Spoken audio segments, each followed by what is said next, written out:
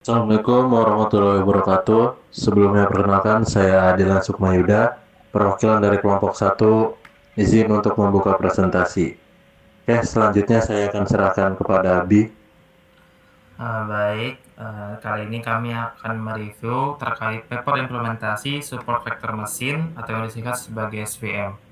Adapun judul dari paper yang akan kami review yaitu penerapan metode support vector mesin terhadap klasifikasi jenis jambu biji yang ditulis oleh Ferry Putrawansyah dan Tri Susanti dan dipublish melalui JICO, Jurnal Informatika dan Komputer pada Februari 2024. Adapun anggota dari kelompok ini yaitu saya sendiri Abi Zakwan Putra Setiawan 11241001, lalu Dilan Sukmayuda 11241027, Muhammad Nabil Ihyal Fikra 11241058, dan terakhir Tiara Saparang 11241085.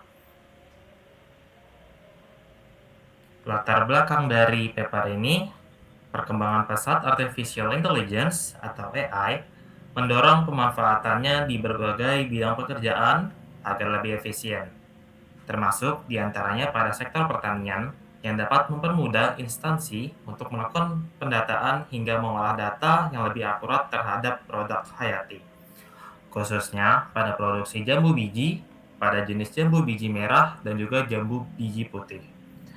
Sebelumnya, terdapat beberapa masalah yang terjadi pada instansi tersebut. Masalah pertama, pengklasifikasian jambu biji masih dilakukan secara manual. Masalah kedua, penentuan jenis jambu biji masih dilakukan dengan cara pengamatan visual secara langsung. Metode manual dirasa tidak efektif karena membutuhkan waktu yang lama dan berpotensi menimbulkan hasil yang tidak konsisten. Adapun metode yang digunakan pada paper ini, yang pertama adalah support vector machine atau SVM. Metode yang digunakan dalam melakukan klasifikasi terhadap jenis jambu biji ini menggunakan support vector machine SVM dengan image processing. Metode SVM ini pertama kali dikenalkan oleh Vapnik pada tahun 1992. Pada dasarnya, metode ini bekerja dengan cara mendefinisikan batas antara dua kelas dengan jarak maksimal dari data yang terdekat. Untuk mendapatkan batas maksimal antar kelas, maka harus dibentuk sebuah hyperplane atau garis pemisah. Pada input space yang diperoleh dengan mengukur margin hyperplane dan mencari titik maksimalnya. Margin merupakan jarak antara hyperplane dengan titik terdekat dari masing-masing kelas. Titik terdekat inilah yang disebut sebagai support vector machine atau SVM. Support vector machine dapat melakukan klasifikasi data yang terpisah secara linear atau linearly separable dan non-linear atau non-linear separable. Dalam mengimplementasikan support vector machine, dalam sistem klasifikasi ini melibatkan beberapa tahapan matematis untuk menemukan garis pemisah hyperplane terbaik. Rumus dasar dari hyperplane yaitu W1 dikali X1 tambah B. WI dikali XI ditambah B sama dengan 0. WI merupakan vektor bobot atau wedge vector. XI adalah data input atau fitur dari citra jambu biji. B merupakan bias. Lalu ada fungsi keputusan klasifikasi yang berisikan sampel negatif dan juga sampel positif. Lalu ada optimasi margin dengan min W sama dengan setengah WI kuadrat. Dengan batasan constraint yaitu YI dalam kurung XI dikali W plus B tutup kurung min 1 lebih dari 0. Lalu ada solusi long range multiplier yaitu L dalam kurung W, B, alpha tutup kurung sama dengan setengah WI kuadrat dikurang sigma alpha I YI XI dikali WI plus B min 1. Lalu metode kedua menggunakan conversion matrix. Dalam proses pengujian ini, peneliti menggunakan metode conversion matrix yang dibagi menjadi dua, yaitu data latih dan data uji. Conversion matrix adalah pengukuran performa untuk masalah klasifikasi machine learning di mana keluaran dapat berupa 2 kelas atau lebih. Conversion matrix berupa tabel yang menyatakan klasifikasi jumlah data uji yang benar dan jumlah data uji yang salah. Berikut tabel contohnya. Di sini terdapat kelas sebenarnya, lalu ada kolom true dan false, dan di sana ada TP atau true positive, yaitu jumlah dokumen dari kelas 1 yang benar diklasifikasikan sebagai kelas 1. Lalu ada TN, true negative, jumlah dokumen dari kelas 0 yang benar diklasifikasikan sebagai kelas 0. Lalu ada FP, false positive, yaitu jumlah dokumen dari kelas 0 yang salah diklasifikasikan sebagai kelas 1. Lalu ada FN, false negative, jumlah dokumen dari kelas 1 yang salah diklasifikasikan sebagai kelas 0. Rumus conversion matrix untuk menghitung akurasi, precision, recall, and F1 score terlihat pada beberapa persamaan berikut. Nilai akurasi merupakan perbandingan antara data yang terklasifikasi dengan benar dengan keseluruhan data. Akurasi menggambarkan seberapa akurat model dalam mengklasifikasikan dengan benar. Dengan rumus TP plus TN per TP plus TN plus FP plus FN dikali 100%. Precision menggambarkan akurasi antara data yang diminta dengan hasil prediksi yang telah diberikan oleh model. Precision memiliki rumus TP per TP plus FP dikali 100%. Recall atau sensitivity menggambarkan keberhasilan model dalam menemukan kembali sebuah informasi. Recall memiliki rumus TP per TP plus FN kali 100%. F1 score menggambarkan perbandingan rata-rata precision dan recall yang dibobotkan dan digunakan sebagai tolak ukur utama jika data tidak seimbang. F1 score memiliki rumus 2 kali recall dikali precision per recall plus precision. Baik, saya Muhammad Abi Fikra, saya akan menjelaskan pada bagian hasil dan pembahasan. Oke, untuk hasil dan pembahasan ini, penelitian ini mengimplementasikan metode support vector machine atau biasa disebut SVM untuk klasifikasi jenis bambu biji berbasis image processing. Metode support vector machine ini secara biasa umumnya digunakan untuk menjadi pembatas untuk membedakan antara yang mana jambu yang putih dengan mana jambu yang merah. Pengujian sistem dilakukan menggunakan confusion metric, yang dimana confusion metric ini untuk menjadi tolak ukur performa mengenai performa machine learning tersebut dengan total 100 data. Dataset tersebut dialokasikan menjadi 80 data training dengan proporsi 40 citra per jenis, yang dimana jenisnya ini sesuai yang saya sebutkan tadi, yaitu jambu yang merah dengan jambu yang putih, serta 20 data testing. Nah, perbedaan training dengan testing ini yaitu training ini sebagai pelatihan untuk machine learningnya, yang dimana setelah machine learning tersebut dilatih, kemudian akan dites secara langsung, yaitu apakah mesin ini bisa mengenali jambu dengan baik. Penelitian kali ini akan menggunakan model training yang biasa digunakan pada banyak penelitian terkait klasifikasi ataupun identifikasi. Berdasarkan tahap pengembangan sistem metode waterfall, yaitu analisis, desain, pembuatan kode program, pengujian dan pendukung atau pemeliharaan. Proses pengujian dilakukan untuk mengukur kevalidan sistem dengan pengujian confusion metric. Oke, di sini ada beberapa tahap-tahap untuk implementasi sistem. Pada bagian implementasi ini bertujuan untuk memperlihatkan tampilan yang digunakan pada program dan cara menjalankannya. Kemudian pembahasan mengenai tahapan fungsi-fungsi yang digunakan dan metode yang diterapkan. Sebagai yang bisa kita lihat di sini, yang pertama ada data jambu biji, resizing image jambu biji, grayscale jambu biji, terus kemudian klasifikasi, proses pengujian data, evaluasi model yang nanti akan dijelaskan. Next. Yang pertama ini data jambu biji. Data jambu biji yang digunakan penulis pada penelitian ini yakni terdiri dari dua jenis, yaitu yang pertama jambu biji merah, kemudian yang kedua adalah jambu biji putih. Kedua jambu ini memiliki perbedaan pada bentuknya, daging buahnya, serta pada ketebalan kulitnya. Pada data training, masing-masing jenis buah jambu ini diwakilkan sebanyak 40 data per jenis. Jadi 40 jambu biji merah, 40 kemudian jambu biji putih. Next. Saat pengetesan data menggunakan gambar ini diperlukan resizing image, yang dimana untuk menyamakan semua ukuran gambar jambu biji sehingga nantinya data jambu biji ini mempunyai ukuran yang sama secara merata secara gambarnya, yaitu 130 kali 130 pixel. Di tahap resizing ini dilakukan pada software Adobe Photoshop yang dengan cara menginput satu persatu hasil foto jambu biji dari kamera smartphone ke dalam software Adobe untuk menyamakan ukuran pixel gambar untuk dites nanti.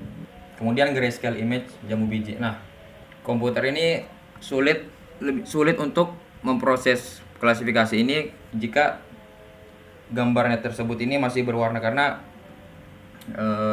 memang komputer ini lebih sulit jika gambar-gambar untuk dilatih ini masih memiliki warna. Jadi dilakukanlah tahap grayscale ini agar selain tolak ukurnya warna, masih bisa klasifikasi jambu ini masih bisa diukur dengan ketebalan kulit, kemudian bentuk-bentuk jambunya. Jadi tahap grayscale ini untuk melihat komposisi bentuk dari jambu biji yang menyerupai keasliannya. Grayscale ini warna-warna pixel yang berada dalam rentang gradasi warna hitam dan putih. Jadi tidak ada warnanya. Mengkonversi citra asli menjadi grayscale yakni dengan perintah variabel input image gray dan menggunakan fungsi RGB to gray, yang dimana ini function file pada kode pemrogramannya yang berisi formula matematika yang dapat memproses input data untuk menghasilkan output sebagai citra grayscale. Untuk ekstraksi ciri nilai dua neuron tersebut menggunakan image yang telah dikonversi dari citra asli ke grayscale sehingga mendapat hasil tersebut. Ini ada data latih, data uji. Jadi seperti ketebalan kulit, bentuk jambu bijinya, kemudian intinya visual dari jambu biji ini komputer tidak bisa mengenalinya, jadinya diubah ke menggunakan persamaan-persamaan sehingga didapatkan angka-angka matematika yang bisa kita lihat di tabel-tabel yang sebelah kanan ini. Dengan keterangan yang pertama ini, energi merupakan besaran nilai pixel pada gambar. Yang kedua, correlation merupakan nilai yang menunjukkan kekuatan dan arah hubungan linear. Oke, lanjut. Pada slide ini saya menjelaskan tentang proses klasifikasi menggunakan support vector mesin atau SVM. Jadi setelah tahap sebelumnya kita melakukan ekstraksi ciri dari ciri jambu biji, sekarang masuk ke tahap klasifikasinya. Tujuan dari tahap ini itu menentukan gambar tersebut termasuk ke dalam kelas apa. Jadi di penelitian ini kita hanya punya dua kelas, yaitu jambu biji merah dan jambu biji putih. Nah, metode yang digunakan adalah SVM. SVM ini tuh bekerja dengan cara mencari batas terbaik atau garis pemisah antara dua kelas berdasarkan data yang sudah dipelajari sebelumnya. Data yang digunakan di sini bukan gambar langsung, tapi hasil ekstraksi ciri yang sudah diubah menjadi nilai numerik. Jadi, sistem akan membaca nilai-nilai tersebut, lalu SVM akan menentukan apakah data itu lebih dekat ke kelas jambu merah atau jambu putih. Untuk implementasinya kita menggunakan software MATLAB karena di sana sudah tersedia fungsi SVM yang bisa langsung digunakan untuk proses klasifikasi. Nah, slide ini saya menjelaskan proses pengujian data trainingnya. Jadi setelah model dibuat dan dilatih, langkah selanjutnya adalah melakukan pengujian. Tujuannya itu untuk melihat seberapa baik model yang kita buat dalam mengenali jenis jambu biji. Pengujian ini dilakukan menggunakan aplikasi yang sudah dibuat di MATLAB, seperti yang terlihat pada gambar di sebelah kiri. Di aplikasi tersebut ada beberapa tahapan, mulai dari input citra, kemudian diubah ke grayscale, lalu dilakukan ekstraksi ciri, dan akhirnya diklasifikasikan menggunakan SVM. Hasil dari proses ini akan menunjukkan apakah citra yang diuji termasuk jambu biji merah atau putih. Untuk data training yang digunakan dalam pengujian ini, totalnya ada 80 data yang terdiri dari dua jenis jambu biji. Dari hasil pengujian ini, kita itu bisa lihat apakah sistem sudah bekerja dengan baik atau masih perlu diperbaiki lagi. Nah, slide ini tuh membahas proses pengujian data training, tapi lebih fokus ke hasilnya. Di sini ditampilkan tabel hasil pengujian dari seluruh data yang digunakan. Total data yang diuji itu ada 80, yang terdiri dari dua jenis jambu biji, yaitu merah dan putih. Nah, pada tabel tersebut, kita bisa lihat beberapa informasi seperti nama data, hasil prediksi dari sistem, dan status apakah hasilnya benar atau salah. Dari hasil pengujian ini didapatkan bahwa sebanyak 65 data berhasil diklasifikasikan dengan benar, sedangkan 15 data mengalami kesalahan. Artinya, sebagian besar data sudah bisa dikenali dengan baik oleh sistem, sehingga bisa disimpulkan bahwa model yang digunakan sudah cukup baik dalam melakukan klasifikasi, meskipun masih ada beberapa kesalahan yang bisa diperbaiki ke depannya. Lanjut, pada slide ini menjelaskan evaluasi performa model menggunakan convention matrix. Nah, convention matrix digunakan untuk mengukur seberapa baik model dalam melakukan klasifikasi, khususnya untuk melihat jumlah prediksi yang benar dan yang salah. Di sini ada beberapa komponen utama, yaitu ada true positif, TP, itu data yang memang benar dan diprediksi benar. Terus yang kedua ada true negatif, TN, data negatif yang diprediksi benar. Terus ada false positif, FP, data yang sebenarnya salah tapi diprediksi benar. Terus yang terakhir ada false negatif, FN, yaitu data yang sebenarnya benar tapi diprediksi salah. Nah, berdasarkan hasil pengujian, kita dapatkan nilai TP-nya itu 65, TN-nya itu 0, FP-nya itu 15, dan FN-nya itu 0. Dari nilai ini kita hitung beberapa metrik evaluasinya. Pertama ada akurasi, yaitu tingkat ketepatan model secara keseluruhannya dan hasilnya sekitar 81,25%. Terus yang kedua itu ada precision, yaitu seberapa tepat prediksi positif yang dihasilkan model. Itu hasilnya juga 81,25%. Terus yang ketiga itu ada recall, yaitu kemampuan model menemukan semua data yang benar dan di sini hasilnya itu 100%. Terus yang terakhir itu ada F1 score, yaitu gabungan dari precision dan recall dengan hasil sekitar 89%.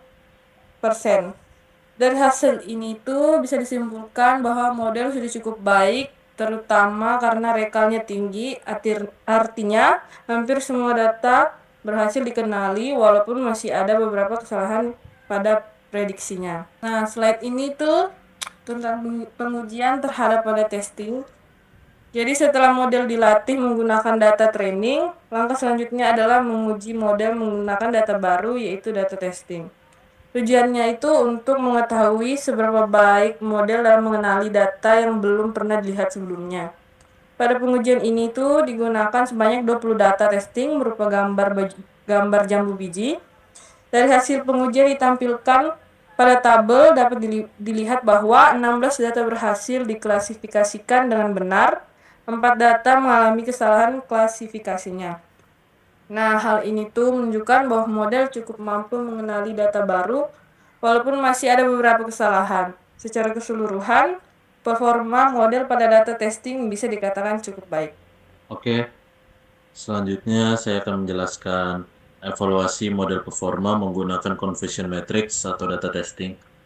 Sebelumnya, seperti apa yang dijelaskan pada slide sebelumnya ya, untuk akurasi itu menggambarkan seberapa akurat model dalam mengklasifikasikan dengan benar.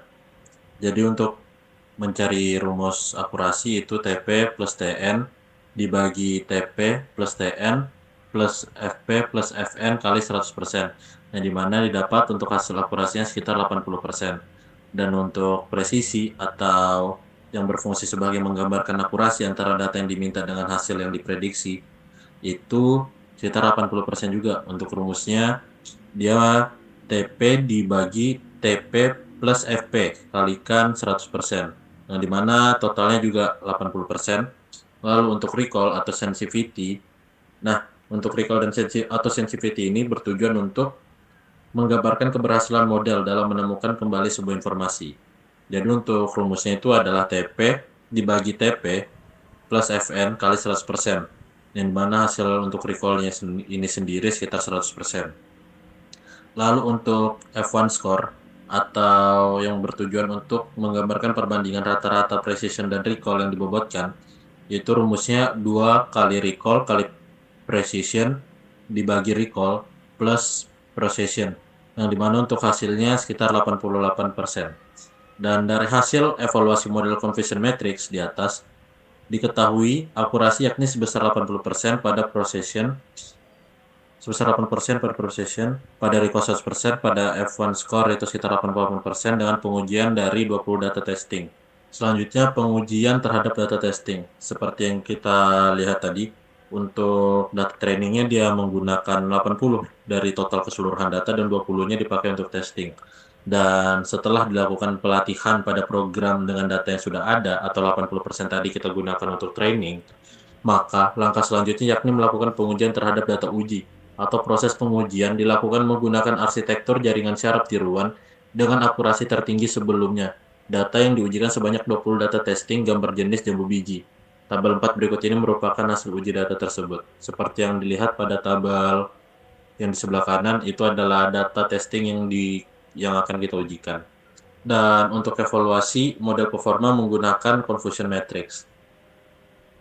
Jadi kurang lebih sama dengan rumus sebelumnya. Hasil dari evaluasi model confusion matrix di atas diketahui sebesar 80% pada precision dan recall-nya sekitar 100% dan F1 score-nya mendapat hasil 88% dengan pengujian dari 20 data testing. Oke, untuk kesimpulan dari data yang dilakukan, dapat disimpulkan bahwa sistem klasifikasi ini membantu penggunaan dalam klasifikasi informasi tentang jambu biji dengan menggunakan algoritma SVM atau Support Vector Machine.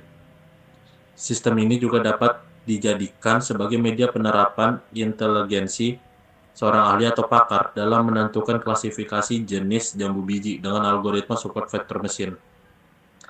Dalam hasil program klasifikasi jambu biji dengan algoritma Support Vector Machine yang dicocokkan pada perhitungan manual, didapat hasil akurasi data training sebesar 70% terhadap 80 data training. Kemudian setelah dilakukan proses pengolahan data interface, kemudian dapat akurasi data testing sebesar 80% terhadap 20 testing.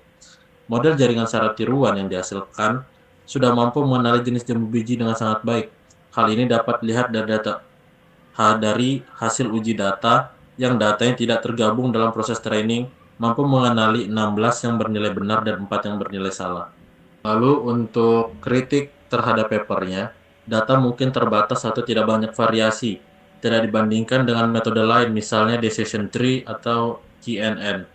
Kurang eksplorasi fitur misalnya hanya warna saja. Mungkin untuk kritik dari paper tersebut hanya itu yang dapat saya sampaikan sebagai perwakilan dari kelompok 1. Untuk kurang lebihnya saya mohon maaf. Wassalamualaikum warahmatullahi wabarakatuh. Terima kasih.